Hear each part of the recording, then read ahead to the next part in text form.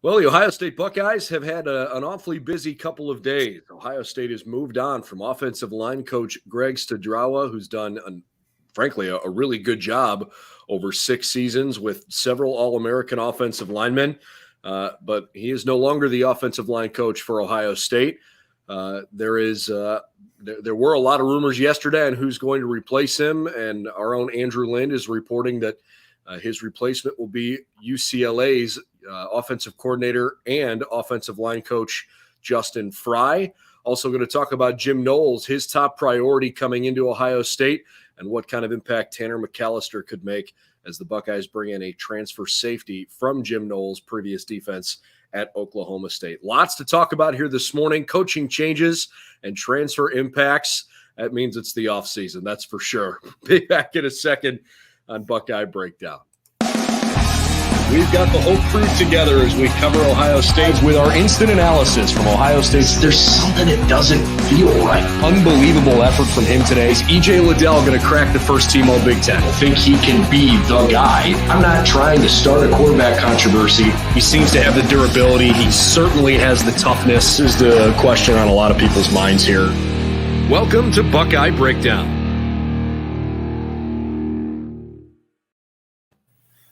Brendan Gulick and Coach Tommy Zagorski with you on a gorgeous, cold Friday morning in January.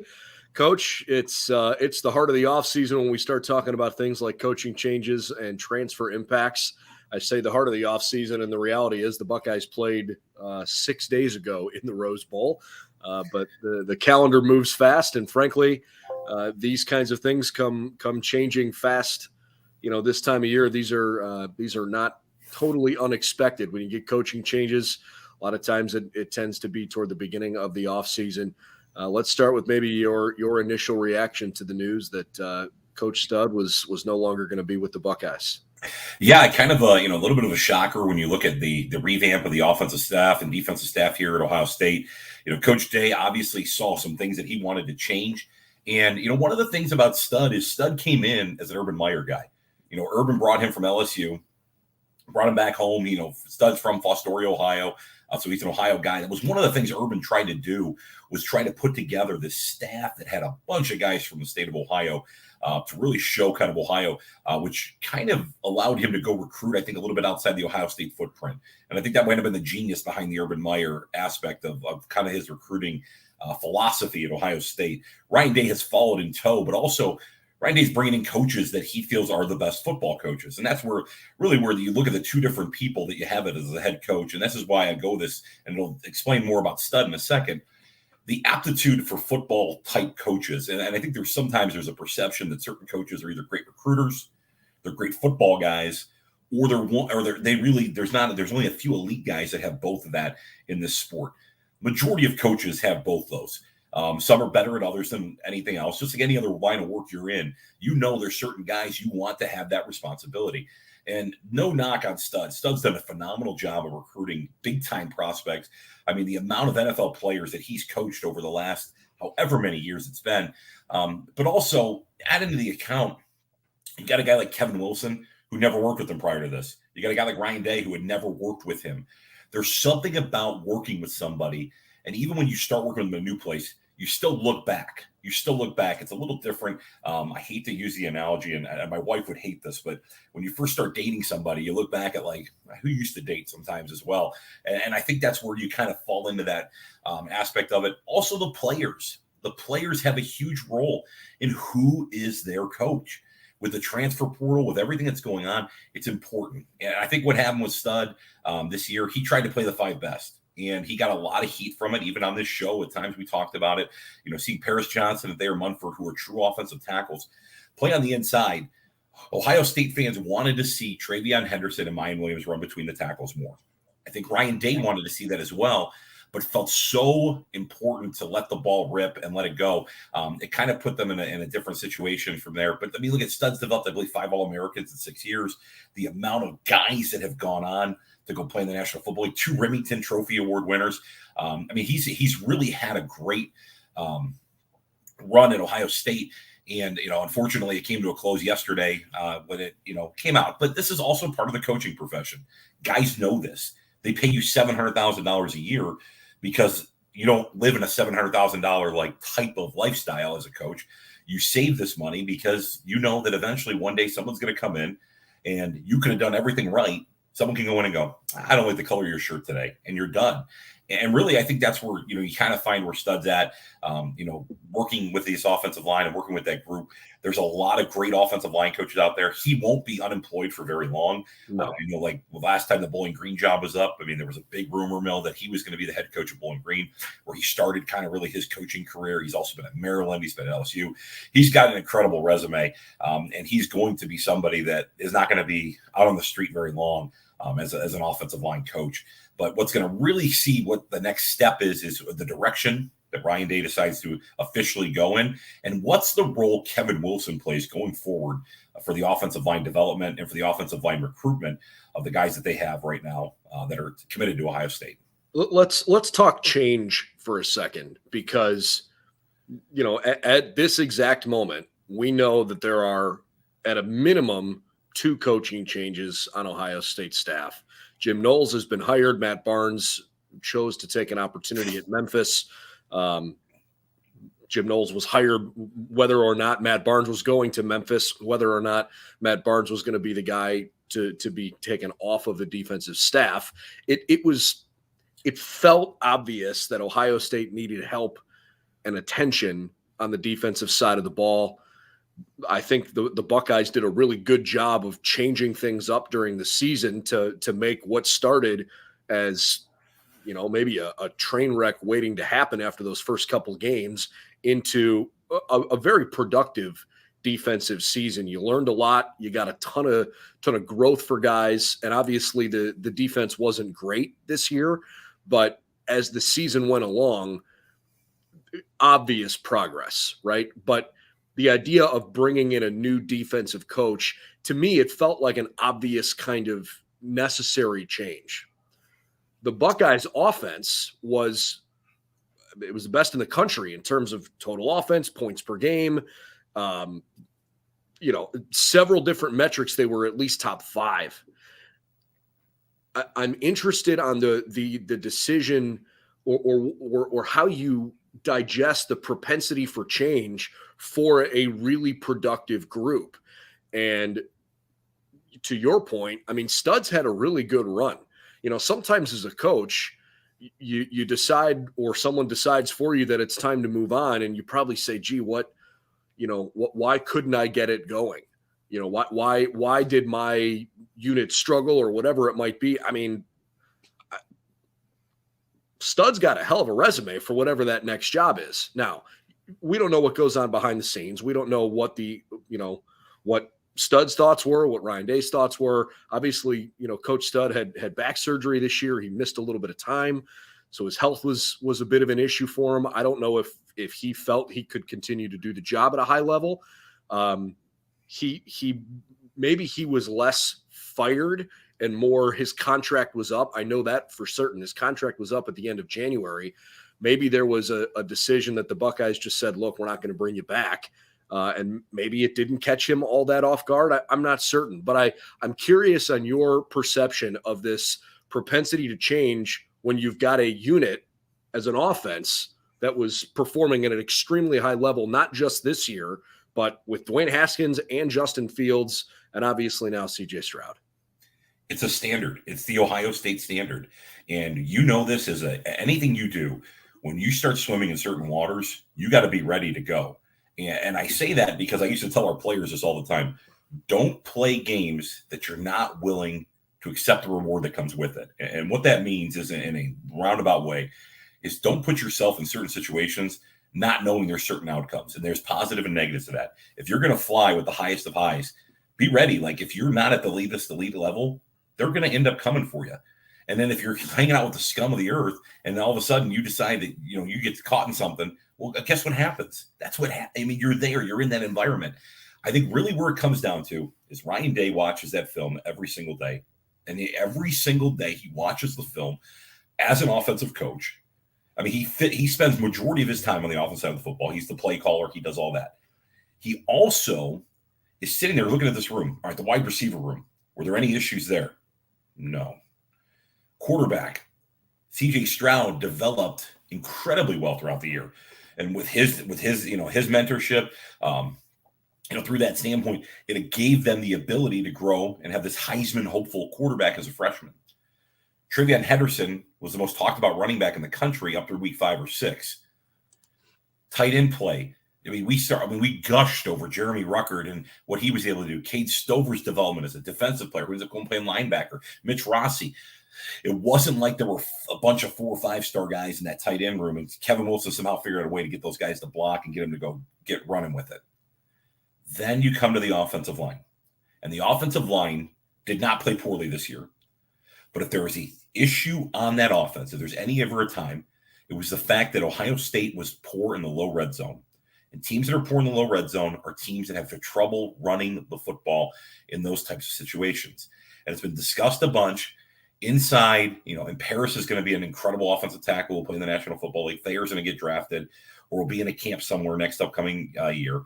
These are guys that are going to go play at the next level. The issue you run into is that these guys didn't have that inside, the quote unquote, and I hate to use this term, ass kicker that Ohio State's accustomed to. You look back at the Remington Award winner. Billy Price.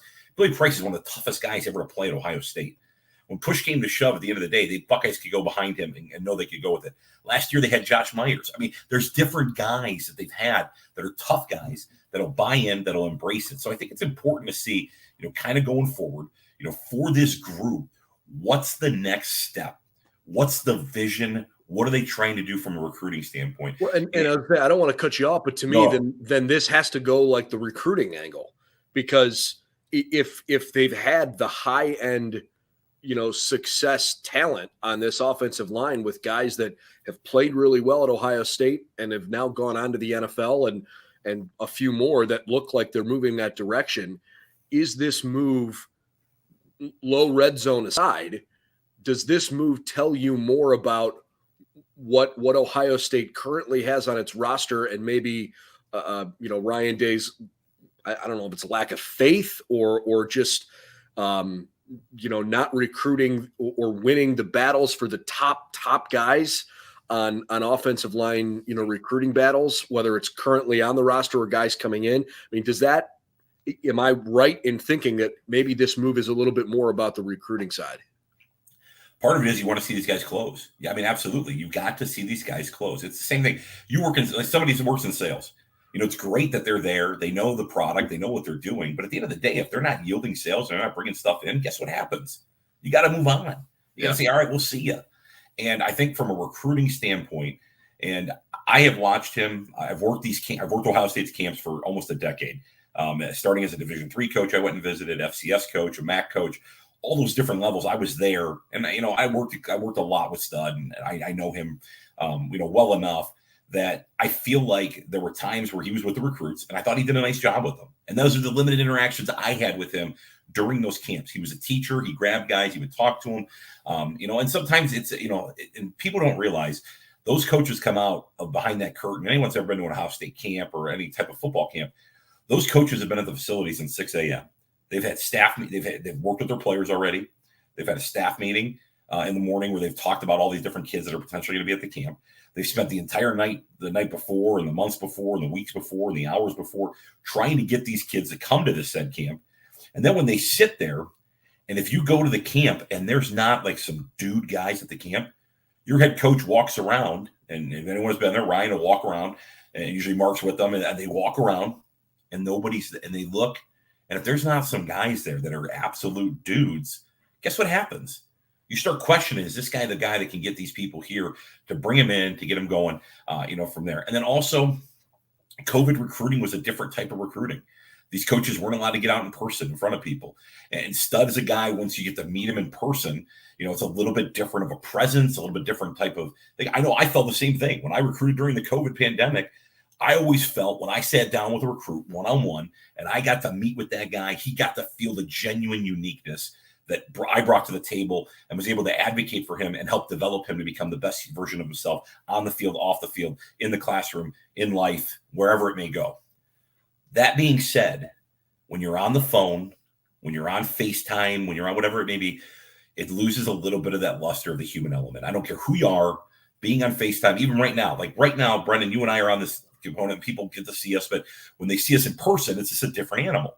And I think where you get that, you're much more handsome in person. What's that? You're much more handsome in person. Oh, I appreciate it. No, it's no. So, but I say that with the mindset. Stud probably went through this entire COVID year, and it was hard on a lot of coaches. You see a lot of movement right now, but they're going to go try to get somebody that they feel is going to be a quote unquote elite recruiter, somebody also that's a teacher that they've worked with, and that's why Andrew's report makes a lot of sense. The other person that I had thought of was maybe Brad Davis at LSU. Brad was played for Kevin Wilson at Oklahoma. Then they've never worked together, but Brad's an elite recruiter. He's very well respected in the community as a coach. Now he's living in Baton Rouge, where he came from at LSU, but still one of those types of people that I think that's kind of maybe the direction they're going with that kind of younger coach. You look at, if it is Justin, he's 38 years old, Brad's 40, like these are younger guys that maybe the players embrace a little bit, kind of looking up north to see what they did with their offseason as well. Yeah, and let's give people that info here. So in case you didn't see it or didn't hear it, late last night, Andrew Lind, who obviously is an integral part of our staff here at Buckeyes Now, Andrew reporting that UCLA offensive line coach and offensive coordinator Justin Fry is going to be the new offensive line coach for the Buckeyes. Ohio State has not confirmed that yet, but Andrew said that it's coming. So Justin Fry, I mean, a younger guy with a ton of energy. One of the first things that comes to my mind is, well, he's currently at UCLA, which means he's working for Chip Kelly. And considering that Justin Fry and Ryan Day did work together for one season at Temple, and they obviously knew each other, Chip Kelly and Ryan Day obviously have a really good relationship. And I'm sure it was an easy phone call for Ryan to give Chip a call and say, hey, what do you like about this guy? To me, that made a pretty obvious pairing. I also think Ryan Day probably isn't moving on from Stud unless he had a short list of guys in mind to, take that job and make a quick, easy transition. So let's dive in your thoughts on Justin Fry. Yeah, all the thoughts, all these things that we're looking at, all these things you see manifest into what they are today. This all happens way in advance. I know any job I've ever gotten, it's been a conversation that somebody already has a job. They're already talking about it. This is where they're at. It's one of those things where it just kind of, it's a long drawn out where people are coming from. Fry's a younger coach. I believe he played at Indiana. He's a guy that is somebody who, played at, coached at UCLA last year, but watching UCLA, it's not like they were world beaters on the offensive line. So he brings to the table something that obviously Ryan Day sees that he needs on his offense. And Ryan may have only coached with them for a year, as you alluded before, Brendan, at Temple, but they definitely know each other. He wouldn't go make this move and go grab this guy unless he knew exactly who he was, from there. The one thing that you look at and you think about it with this, with kind of that perspective is, what else can he bring to the table recruiting wise? What has UCLA done, from there? And then also with that, Stud's a more zone oriented guy. Kevin Wilson's more of a gap scheme guy. Justin may be more of a gap scheme guy at the end of the day, which kind of fits with what they're trying to accomplish with Travion Henderson. Because, really, when you watch it, Travion's got the zone look, but at the end of the day, he's a better gap back than he is zone back. So it'll be interesting to see what they do. And also, they may look at him as a better technician. Whatever it is, whenever you're moving on, you always, no matter who it is, you have to say, hey, that's the next best thing. I think the only transition in the history of man where the next transition came where he said it wasn't the best thing is like when Christ left the earth and St. Peter decided to run Christianity. It wasn't like they were, well, he's going to be better than Jesus. Like besides that, though, like the next step you take, you always try to make sure whatever it may be, hey, we're going to be better. And that's going to be exactly what Ryan Day is going to talk to, not only the recruits, but also the offensive line. He's going to say, you guys are going to love this guy. You're going to really adapt and adjust. And he's going to teach you this and this. And he's going to come in and he's got to sell himself to that room. He's got to walk up to Paris Johnson and say, hey, Paris, like, man, this is how my plan for you. Here's my plan for you, Luke. Here's my plan for every guy that's in that room to really show how he's going to develop those guys and make sure that the reason they came to Ohio State is still that situation. And then the other thing is it's still Ohio State. A lot of the guys that are in that room, they love being Buckeyes. And it's not going to matter. You could bring in the guy down the street, from Wiley Junior High, or you could bring in a guy from the NFL. A lot of times, those guys are going to be able to stay there because they love being Buckeyes. I don't want to get too far off track here, but you and I have talked it off air at times. I think it's worth bringing up here on air. The idea that as an offensive coordinator, or just in general as an offense, that you want to have balance. You want to be able to throw the ball. You want to be able to run the ball and keep a defense from, having a predictable nature to their play calling because they know what you're going to do. Even in games this year where Ohio State couldn't run the ball the way they wanted to, for the most part, they still won those games because C.J. Stroud had an unbelievable season. I mean, the reality is if C.J. Stroud decided he wants to be a 4-year college quarterback, which, I mean, that's just not really a realistic thought. But the kind of productivity that he showed as a freshman, if he stays healthy, I mean, he could break whatever records he wants to break, and so I think as a fan, there is a part of you that's always looking for like what could be going wrong. But like Ohio State was averaging more than 500 yards a game and scoring 45 points a game. How much is that sought after balance that necessary? Because they move the ball at will against most teams they played against. The balance only comes in question when you lose. And really, and you look at this, they lose the Oregon game. When you lose the Oregon game, all of a sudden everyone starts questioning the offense as well. And what's amazing is that the ball was thrown, the offense is not the reason they lost that game. Defensively, they couldn't get a stop. And because of that, and one of the disadvantages of the Ryan Day offense is the big play home run ability. Even in the Utah game, when that game needed to slow down for Ohio State a little bit, they scored too fast. They just scored so fast. And now you're sitting there going like, all right, we're putting the defense right back on the field, which is not what you want. When your defense is suspect, you don't want those guys living on the field. And that was one of the things we talked about at the beginning of the season, the time of possession battle. Minnesota, who obviously is nowhere near where Ohio State's at as a team, kept that game close at points in that game because why? Twofold. One, we were playing with a freshman quarterback. Two, the time of possession in that game. And time of possession, no one's ever come out of a game and gone like, man, we held the ball 3/4 of the game and lost by 10 touchdowns. Heck of a job, guys. Heck of a job. Now, if you're FCS East Popcorn State and you're going to play Ohio State and you only lose by 2 touchdowns and you have the time of possession battle like 42 minutes, then you start sitting going, well, we at least kept it close, for our players. Ohio State, because of the ability to throw the ball, because of that, ability, I don't think it takes as much away when you can't subject someone to a standard and say, hey, we didn't run the ball effectively. If you rush for over 5 yards a carry, they're doing their job in the run game. Bingo. Now, if it's 2.2 yards a carry or 3.1 yards a carry, because I will admit this full-heartedly, my first season, we were 2.8 yards. I want to throw up the entire offseason. It was like the worst offseason of my life. 2.8 yards a carry, you look at that and you go, ooh. And then you spend the whole season trying to figure that thing out. But like I say that because the Green Bay Packers right now are probably maybe the hottest team in the NFL, if not the hottest team. And they'll be ready to go if people never question the Packers when they do what. Oh, Aaron Rodgers threw the ball too much tonight. You never hear that. Man, Aaron Rodgers, he threw the ball too much. And then what happens is the Packers do have a sound run game with their gap scheme runs, and they run outside zone. They run like 3 runs in Green Bay, 4 runs. And when they do that, they have a simplified way of attacking the rush attack. And I think that's what you're going to see Ohio State going forward trying to do. You're not going to be upset when C.J. Stroud throws the ball for 500 yards, and Trayvon Henderson only has a pedestrian 98, 110-yard game. But where it comes into the magnus is when you are sitting there and you go, God, I wish they could just run the football in the low red. And they didn't have the ability to do it. Part of it is also the reps, Brendan. And that's what you were kind of getting to with that comment is, are they getting enough reps in the game to do that? I know this. If I had C.J. Stroud, if I had that incredible, gift of wide receivers, like it's really hard not to call. They throw the football an awful lot. Throw the football. And part of it is, and we've talked about this multiple times, many play callers have their get-it-tos or their featured players. And somewhere on Ryan Day's sheet, it has a Jackson Smith and Jigba sheet or play. Chris Olave plays. Garrett Wilson plays going forward. Marvin Harris, all the different plays that you type to have. And you have Trayvon Henderson touches and things of that nature.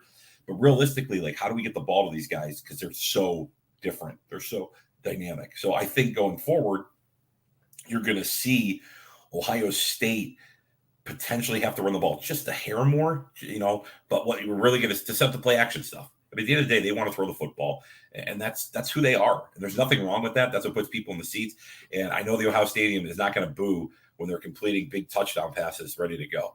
And nobody was booing C.J. Stroud when he threw for 573 last weekend. 100%. I mean, these are the thing that we're talking about, and this is a fan base that has been accustomed to.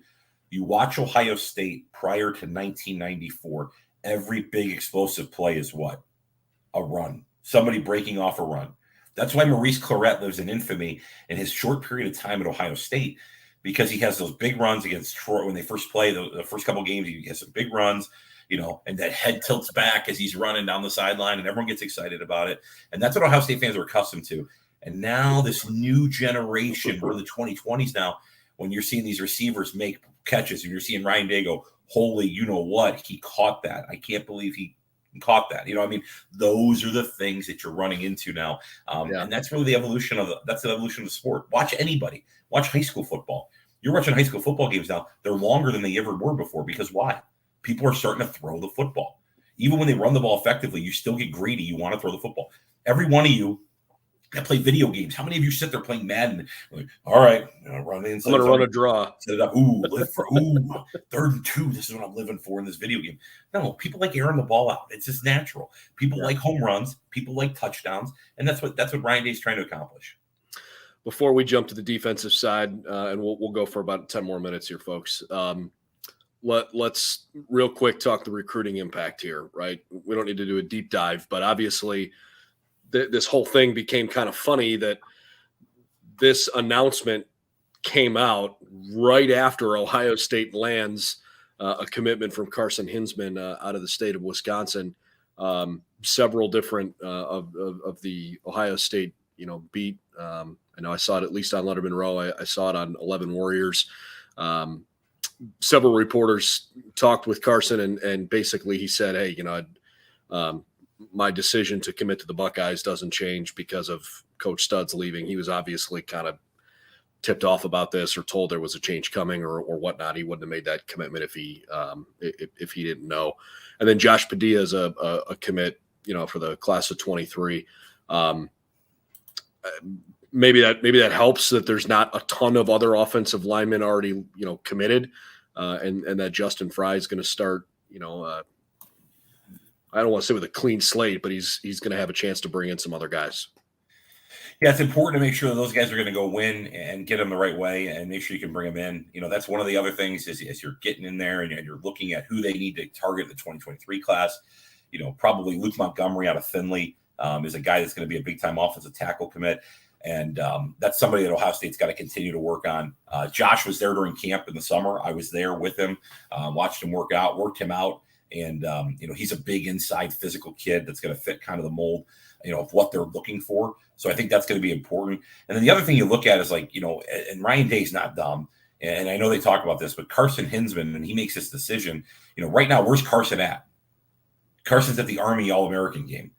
Who's he working with? George Fitzpatrick, so he's with people that are still going to be in his corner trying to push him through to go to Ohio State and continue to do that, to evolve. And the other thing is about offensive linemen, a lot of them are not flipped. They don't flip back and forth. And especially for Carson to wait this long to make this commitment. I mean, we're living in a world where if you're not signed on December 15th, kind of what's going on. And he waited and he thought this thing out and waited and waited and waited.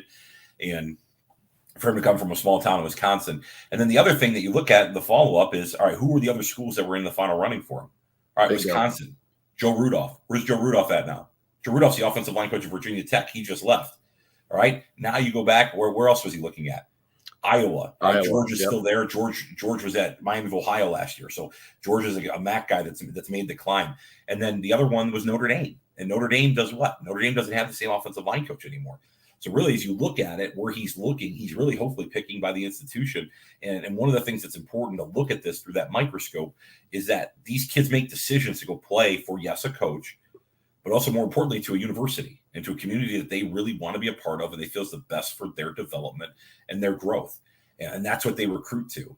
And when they recruit to that and you recruit that way, that's when you get really excited as a recruiter that you've been able to be enough of an advocate for that academic institution that young man wants to stay there. And I think when that happens, even when you leave, you're still happy that he came there for the right reasons. You brought him in under the right context. Like, we talked about this last week when Utah, the corner that left because, the guy that recruited me left.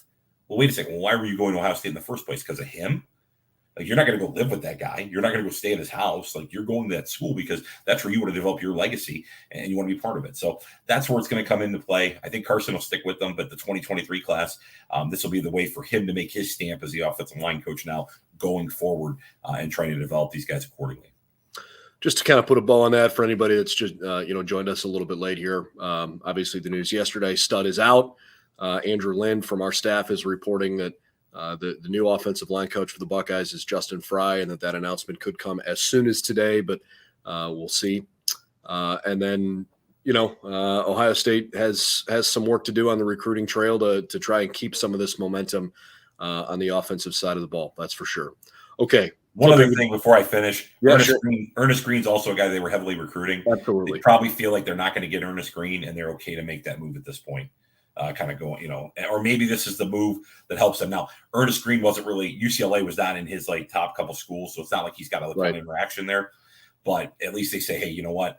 We're not going to get Ernest. Now it's time to move on. I think Ernest probably will end up at Georgia. But let's move to the defensive side of the ball here for the last few minutes of our conversation and talk about Jim Knowles and Tanner McCallister for a minute. I'm just going to pose the question straight out to you.